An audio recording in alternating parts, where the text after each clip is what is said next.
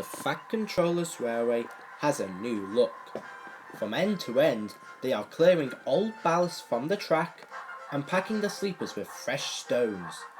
The gangers are pleased. Weeds don't grow in it, they say. And even James has stopped grumbling about dirty sidings. Douglas and Donald disappeared regularly behind the big station, along a line on which none of the engines had ever gone. They returned with loaded ballast trains and were most mysterious about it. "Where are we engines bring the ballast down from the hills?" was all they would say. Soon the engines could talk of nothing else. James and Henry thought the Faroe engines must be some kind of magic. "I don't believe it," said Gordon. "Donald and Douglas have hauled our wheels before." But Duck wanted to see for himself, so he asked permission to take some trucks.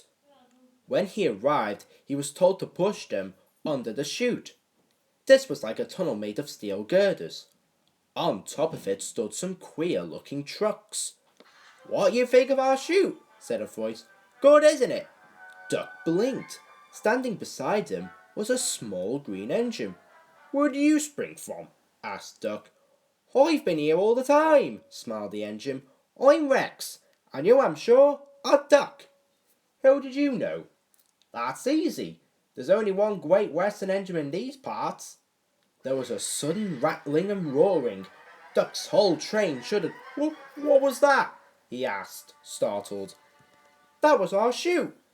The bottom of these wagons slide out, and the stones fall through the chute into your trucks. We may be small, but we're quite efficient." Duck puffed away, much impressed. Next time, there were 3 small engines. Rex introduced Duck to Bert and Mike.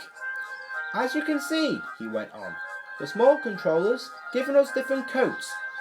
"Silly nonsense," grumbled Mike. "I like being blue," protested Bert. "It's all right for you," fumed Mike, "but not for me. Passengers all say I look like a pillar box." "Shocking," said Rex, and winked at Duck. "Consider my feelings. When we were both green, passengers kept calling me Mike." You, spluttered Mike. "Stow it, you two," said Bert. "Duck," he went on, "have you seen our coaches?" "Where are they?" asked Duck. "Over there," said Bert. "But they're they're not like ours," he finished lamely. Rex smiled. "I agree. They are like trucks, but they behave surprisingly well." "Says you," put in Mike rudely. "They're all right," said Bert, "if you treat them right. Besides, passengers like them. They won't use covers on a fine day.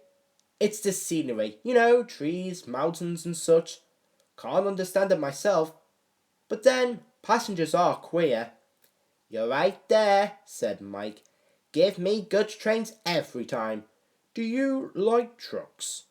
Duck was surprised. "Not all of them," smiled Mike, "but our big ballast hoppers are different. They run on bogies as sweetly as any coach. We take them to the old mines, fill them up, and run them down here to the chute. The men pull some levers, and the holes are unload before you can say small controller. No trouble at all." "How about hot axle boxes?" put in Rex. "We soon cleared that nonsense." "You mean the small controller did?" "Same thing," grinned Mike.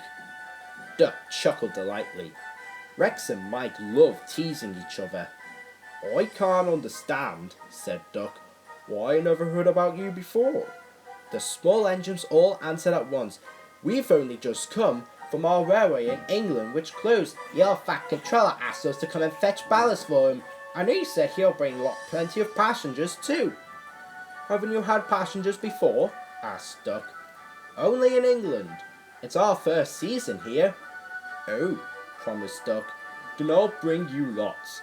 Goodbye, goodbye." And he puffed excitedly away to see about it.